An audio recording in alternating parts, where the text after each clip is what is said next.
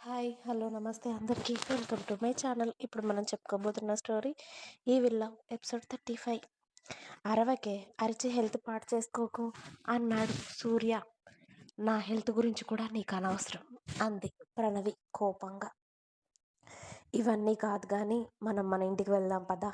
ఇక్కడ నీ వస్తువులు ఏమైనా ఉంటే తీసుకో, వెళ్ళిపోదాం. నేను రాను. నువ్వెవరు అని నీ వెంట రావాలి నేను? ప్రాణ, కోపం తెప్పించకు నాకు. మీకు కోపం వస్తే నేనేం చేయాలి? నీ కడుపులో పెరుగుతుంది నా బిడ్డ. అయితే నా బిడ్డ, నా భార్య నా దగ్గరే ఉండాలి. నేను మీ భార్యని కాను. ఇప్పుడు మీరెవరో నాకు తెలియదు. నువ్వు నా భార్యవి కాకపోతే నీ కడుపులో పెరుగుతున్న బిడ్డ ఎవరి బిడ్డే? నా బిడ్డ మాత్రమే. నా బిడ్డ కూడా. అసలు నా కడుపులో పెరుగుతుంది నీ బిడ్డని రుజువేంటి? అంతే. ప్రణవి రూమ్లో ఉన్న గ్లాస్ టేబుల్ 100 ముక్కలయ్యింది సూర్య తన పిడికిలి బిగించి కొట్టిన దెబ్బకి. అలాగే గ్లాస్ పీసెస్ సూర్య అరచేయిని కూడా షార్ప్గా కోసేసి అతడి చేయి మొత్తం రక్తసిద్ధమయ్యి అతడి చేతి నుండి రక్తం ధారలుగా కారుతూ ఉంది. టేబుల్ పైన సౌండ్కే ప్రణవి చెవులు మూసుకొని ఉంటే అతడి రక్తం చూసి భయపడిపోయి ఏడుస్తూ ఉంది. వాళ్ళ రూమ్లో అయిన సౌండ్కి నిత్య పరుగున వస్తుంది ప్రణవి రూమ్లోకి. ప్రణవి, ఏం జరిగిందే అంటూ వచ్చింది నిత్య. అప్పటికే ప్రణవి ఏడుస్తూ ఉంటే సూర్య కోపంగా ఆమెనే చూస్తూ ఉన్నాడు. నువ్విలా చేసి నాకు నరకం చూపించే బదులు ఒకేసారి చంపేవే, నాకే బాధలు ఉండవు అంటూ అక్కడి నుండి కోపంగా వెళ్ళిపోయాడు సూర్య అతడి కారు తీసుకొని. సూర్య వెళ్ళిపోయాక ప్రణవి అలాగే కింద కూర్చొని ఏడుస్తూ ఉంటే నిత్య వెళ్ళి ఆమెను కంగారుగా పైకి లేపి, ఏం జరిగింది ప్రణవి అని అడిగింది. నన్ను సూర్య వెంట తీసుకెళ్తు నన్ను సూర్య అతడి వెంట తీసుకువెళ్తాను అంటున్నాడే, నేను రానని చెప్పాను. ఆ విషయంలోన గొడవ అయ్యింది. ఇప్పుడు తను ఏమన్నా ప్రణవి ఇంకా ఎక్కువగా బాధపడుతుందని, సరే ఊరుకో అయిపోయింది కదా అని ప్రణవిని ఊరుకోబెడుతుంది. కానీ ఆ రూమ్ మొత్తం సూర్య రక్తం చూసి ఇంకా ఎక్కువగా ఏడుస్తూ ఉంది ప్రణవి. నిత్య ఆ రూమ్లో పగిలిన టేబుల్, ఆ గ్లాస్ పీసెస్ ఇంకా సూర్య బ్లడ్ కూడా అంతా క్లీన్ చేసి ప్రణవిని కాసేపు బయటకు తీసుకువెళ్తుంది ఆమె మూడ్ మార్చాలి అని. కానీ దెబ్బ తగిలిన సూర్య చేయే గుర్తుకు వస్తూ ఉంది ప్రణవికి.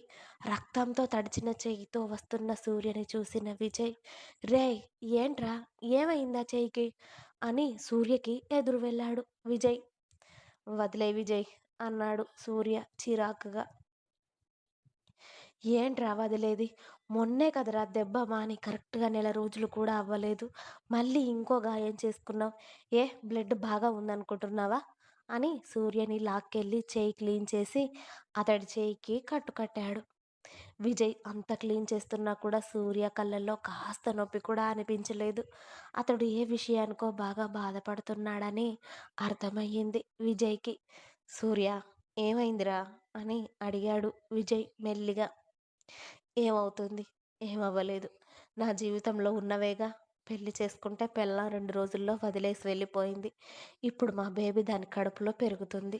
నా బేబీ నా దగ్గరే ఉండాలి కదా. అన్నీ వదిలేసి మనం కలిసి ఉందాం, ఇంటికి వెళ్దాం పదవే అంటే, అసలు నా కడుపులో పెరుగుతుంది నీ బిడ్డే అని గ్యారెంటీ ఏంటని అడుగుతుంది. ఏం చెప్పమంటావురా ఇప్పుడు నన్ను అని అడిగాడు సూర్య బాధగా. అతడి బాధని చూసిన విజయ్కి కూడా చాలా బాధగా అనిపించింది. ఇప్పుడా అప్పుడా, గత 3 ఏళ్లుగా సూర్య రోజు బాధ సూర్య రోజు పడుతున్న బాధే. కనీసం ఇప్పటికైనా వాళ్ళ మధ్యన జరిగినవన్నీ మర్చిపోతారు అనుకున్నాడు, వాళ్ళ ప్రేమకి గుర్తుగా ప్రణవి కడుపులో పెరుగుతున్న బిడ్డ వలన. కానీ ఇప్పుడు ఆ అవకాశం కూడా లేదు అనిపిస్తుంది ప్రణవి వలన. అసలు ప్రణవి ఇలా ఎందుకు చేస్తుందో అర్థం కావట్లేదు. ఇప్పుడు సూర్య వద్దు అంటుంది, మరి సూర్య బిడ్డ ఎందుకు తనకి? అసలు ఏం దాస్తున్నావు ప్రణవి మా నుండి అనుకున్నాడు విజయ్. సూర్య, ప్లీజ్ విజయ్, కాసేపు ఒంటరిగా వదిలేయరా నన్ను అన్నాడు సూర్య. విజయ్‌కి కూడా సూర్యని డిస్టర్బ్ చేయాలి అనిపించక పక్కకి వెళ్ళాడు. కానీ సూర్యని గమనిస్తూనే ఉన్నాడు విజయ్. అప్పుడే నిత్యకి కాల్ చేసి అక్కడ ఏం జరిగిందో మొత్తం కనుక్కున్నాడు. మీరిలా దగ్గరగా ఉంటే అయినా ఒకటవుతారు అనుకుంటే, ఇంకా మీ మధ్యలో దూరం పెరుగుతుందేంట్రా అనుకున్నాడు విజయ్. రాత్రంతా కూడా సూర్య నిద్రపోకుండా హాల్లోనే అలా సోఫాలో వాలి ఉన్నాడు. మరుసటి రోజు సూర్య ఆఫీస్‌కి కూడా వెళ్ళలేదు. ఇక్కడ ప్రణవి కూడా డల్‌గానే మరుసటి రోజు ఆఫీస్‌కి వచ్చింది. కానీ సూర్య లేకపోవడంతో తన పనేదో తనే చేసుకుంటూ ఉంది. అలా 15 రోజులు గడిచాయి. ప్రణవికి 4 నెల పడింది. కానీ సూర్య మాత్రం ఆఫీస్‌కి రావడం లేదు. ఆ రోజు ప్రణవి ఆఫీస్‌లో సూర్య క్యాబిన్‌లో వర్క్ చేసుకుంటూ ఉండగా ఓ స్లీవ్‌లెస్ ఫ్రాక్ వేసుకున్న అందమైన అమ్మాయి ఆ క్యాబిన్‌లోకి ఎంట్రీ ఇచ్చి "సూర్య లేడా ఇక్కడ?" అని అడిగింది ప్రణవిని. ఆ అమ్మాయిని చూసి కళ్ళు మిటకరించి "మీరెవరు?" అని అడిగింది ప్రణవి. "అసలు నువ్వెవరివి ఇక్కడ?" "నేను సూర్య సార్ పిఏని." "పిఏవి పిఏలా ఉండు. అంతేగాని నన్ను క్వెషన్ చేయాలని చూడకు.